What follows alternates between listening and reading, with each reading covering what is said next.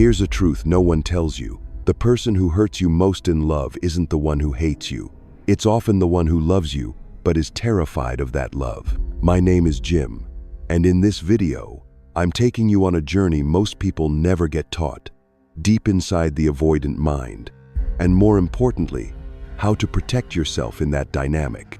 Avoidance isn't cold indifference like many assume. Behind every silence, every sudden distance, is a survival mechanism shaped by old wounds. They don't run because they don't care. They run because letting you in feels like losing the one thing that matters more than love, their sense of safety. And here's what I need you to understand. You can't heal their fear by abandoning yourself. Over the next 20 minutes, you'll discover why avoidants pull away just when things feel real, the mistakes 99% of us make that drive them further, and the only strategy that breaks the cycle without breaking your self-worth. At the end, I'll share one golden principle, something that will completely change the way you look at love. Trust me, you don't want to miss it. If you've ever felt exhausted loving someone who keeps you at arm's length, hit subscribe now and stay with me until the end. Because this isn't about making someone stay. It's about making sure you never lose yourself trying. Let's begin. We need to start here. What's really happening inside an avoidance mind? Imagine a fortress. Outside are towering, solid walls with no gaps.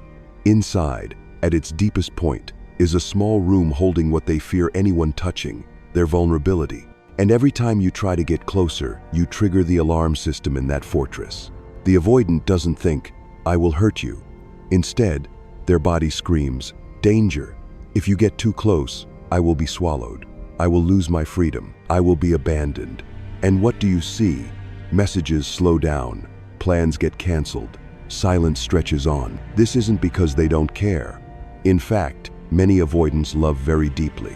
But that love comes with a fear so intense it's almost paralyzing. They learned this lesson early on, perhaps in childhood, perhaps in an old relationship, that intimacy equals pain, that relying on someone is dangerous. So they choose to control the one thing they believe they can control, distance. And this is where most of us go wrong. When we see the person we love pulling away, what does our instinct tell us to do? Chase, text more, call more, prove we're safe, that we love them. But to an avoidant, every step you take forward as they withdraw is like pouring gasoline on the alarm fire in their mind. You might be thinking, so what am I supposed to do? Become cold? This isn't a power play. It's about understanding them so you don't react in a way that makes you lose yourself. In a few minutes, I'll show you the 3 most dangerous mistakes almost everyone makes when loving an avoidant and how they slowly erode your worth. Trust me, if you miss this part, you could still be unknowingly sabotaging your relationship. But before we get there, engrave this into your mind. Their distance doesn't define your worth. It merely reflects a fear they haven't learned to face. And what you need now isn't to shrink yourself to make them comfortable.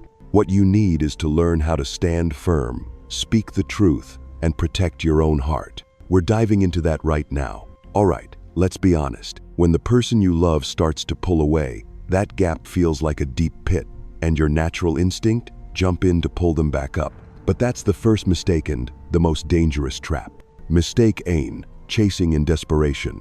You start texting more. You try to explain. You prove that you're safe enough, loving enough, patient enough. You do everything except the most important thing: stop and breathe. Imagine this. You're chasing someone who's running because they feel cornered.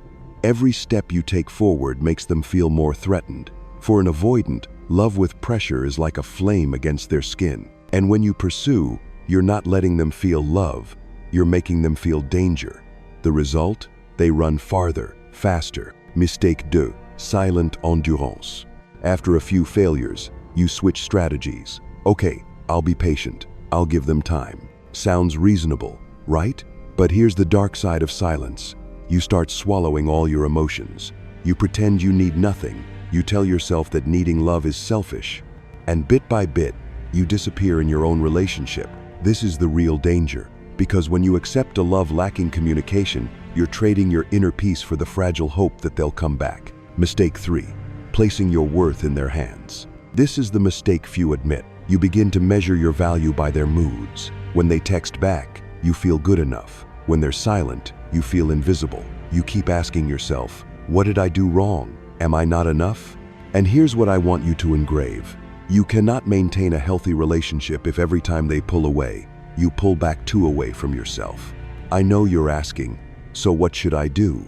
I don't want to be the chaser, but I also don't want to abandon the one I love. That's the right question, and the answer lies in what I call challenge, don't chase. In the next few minutes, I'll give you a concrete strategy how to break this cycle without power games, without cold silence, and without sacrificing yourself. I'll give you real lines you can use today to stay calm and still speak your truth. Trust me, what comes next is the pivot point of this entire story. If you understand and apply it, you won't just save yourself you respect, you'll change how you love forever. Let's dive into the challenge, don't chase strategy. Here's when we talk about the strategy that truly makes a difference. And remember this, challenge isn't about coercion. Challenge is showing up with truth, calm on self-respect. Avoidants know two scripts. Scenario 1, you chase, they run farther. Scenario 2, you silently endure. They feel safe, but the relationship dies slowly. But you will do what they least expect. Stand your ground, speak the truth, and set boundaries without losing your composure. This is how you break the loop. 3 core principles. Principle vienas, stay calm, no blaming. Your tone matters more than your words. Avoid intense reactions under pressure. If you speak with accusation, they'll erect walls immediately. Wrong. You always avoid me. You don't care about me. Right. I've noticed that when things get closer, you tend to pull away. I'm not blaming you. I just want to understand what's happening. What's the difference? One makes them defensive. The other invites dialogue. Principle 2. Speak about your feelings. No labeling them. Avoidants hate labels because it makes them feel controlled. So, instead of, you're so cold, speak your experience. Example, when I don't hear back from you, I feel anxious and wonder where we stand. What I need is clarity to feel safe. The message, I'm not blaming, but I'm also not hiding my feelings. Principle 3. Don't expect to control the outcome. This is the hardest part. You must accept they may not change. Your goal isn't to force them to react your way, but to protect your own integrity. Example of a strong closing. I'm not saying this to pressure you. I say it because this connection matters to me. If this is hard for you, I respect that, but I also need to be honest about what I can accept. This is a calm yet firm boundary. I want connection, but I won't destroy myself to keep you. Imagine you notice them pulling away. Here's how you own that moment. I've noticed our distance has grown lately. This makes me feel uncertain and a bit uneasy. If they stay silent or respond vaguely, you continue. I'm not blaming you. I'm speaking up because this relationship matters to me, and I want to understand what's happening. If they continue to avoid, I understand if you need time, but I also need clarity to know whether we're moving towards something sustainable. What do you notice? No threats, no begging, only truth and boundaries. You might be thinking, will this make them come back? And here's the answer many don't want to hear. Not always, but it will do something more important, give you clarity and protect your self-respect. Why is this powerful? Because avoidants are used to living in a safe loop they control. When you show up calm, clear, non-threatening yet unyielding, you break that script. You offer them something they've never experienced, a love that isn't controlling but won't erase itself either. And if there's one thing that will truly make an avoidant pause, it's your powerful presence, even when you're ready to walk away to preserve yourself. In the next part, I'll talk about the most crucial step, protecting your heart and setting healthy boundaries. This is where most people stumble and fall into the spiral of loss. If you miss this part, every strategy before will become meaningless. Let's dive into how to keep yourself whole even when they can't step closer. Now, I want you to pause for a moment and ask yourself, what will happen if you continue like this? If you keep trying to pull them back every time they pull away? If you silently endure out of fear of losing them? If you continue placing your worth in the hands of someone who may not choose to hold it? The truth is, you will become exhausted. Not just emotionally drained, but spiritually depleted. You will begin to doubt yourself, turning love into a contest you always lose. And one day, you will wake up and no longer recognize who you are. That is why this step is more important than all the others. Protecting yourself and setting clear boundaries.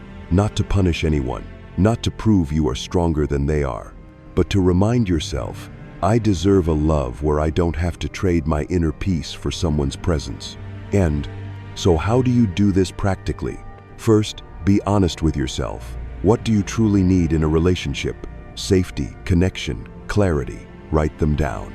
Don't let your emotions be drowned by the hope that they'll change, because hope is not a plan.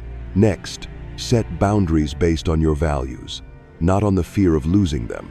For example, you might say, I want this connection, but when silence drags on and I don't know what's happening, I feel hurt. If this continues without an honest conversation, I will need to step back to take care of myself. This is not a threat. It's a declaration of self-respect. And most importantly, do what you say. Because each time you lower your boundary, you not only teach them how to treat you, but you also teach yourself that you're not worthy of respect. Finally, accept the truth even if it hurts. They may not be ready to change. They may not be able to meet your needs right now. That doesn't mean you've failed. It means you're brave enough to face reality instead of clinging to an illusion. I know this isn't easy. This step is like walking out of a dark room where you've sat for hours waiting for a door to open. But when you step outside, you'll realize the light never disappeared. It was just waiting for you to turn around and see it. Remember this. True love doesn't require you to disappear for it to exist. The right person won't fear your authenticity. The right person will meet you where you stand, won't make you crawl to keep them. In the final part, I'll give you a golden principle that will change how you view love forever. And I'll share a story that will make you understand why sometimes the greatest power isn't in holding on, but in daring to let go. Let's move on to the conclusion. Here's a truth I want you to engrave. The golden rule in any relationship, especially when loving an avoidant, is never lose yourself to keep someone else. It sounds simple, but in reality, most of us stumble here. When someone pulls away, our instinct is to shrink to fit the gap they leave. We become quieter, less demanding, sacrifice more, until we no longer recognize ourselves, and we mistake that for love. But the truth is, a healthy relationship doesn't require you to disappear for it to exist. It doesn't ask you to abandon basic needs, connection, clarity, peace. If love only lives when you stop being yourself, then it isn't love, but a negotiation with fear. I'll tell you a story to illustrate this. A metaphor I love, called the avoidance dungeon journey. Imagine inside an avoidance mind is a fortress. You pass through many defense layers. The first is humor, sarcasm to avoid seriousness. The next is silence. They retreat into darkness. Then you face the mirrors reflecting their past, old shadows you can never conquer. And finally, at the center is a great door, the treasure of vulnerability. Many try to open that door. They try everything, gentle words, patient waiting, sacrificing until exhausted, but most fail. Why? Because this door doesn't open through effort. It opens only through freedom. In this story is a character named Aria Wildwood. She walks to the very end, stands before that door, then turns and walks away. Not because she doesn't care, but because she realized, if opening this door means losing myself, then it's no longer love. And at the moment Aria turns away, something strange happens. The entire fortress shakes. For the first time, the avoidant realizes what they truly fear losing isn't freedom, but someone strong enough to love without losing themselves. That is your power, not the power of silence, not mind games, but the calm to say, I love you, I want this, but I will not sacrifice myself to keep you. If you're ready to meet me in truth, wonderful. If not, I will be fine, because I choose myself. Sometimes what brings an avoidant back isn't clinging at all costs, but the moment you prove you have worth beyond someone's choice to stay or leave. And if they don't return, that's not failure. That's liberation. You have just opened the most important door, not theirs, but yours, the door back to yourself. Remember this, the right person will not ask you to trade your peace for love. A lasting love isn't built on silence and fear, but on truth and self-respect. If this video touched you, don't just hear and forget. Do one thing today. Write down the boundary you will uphold.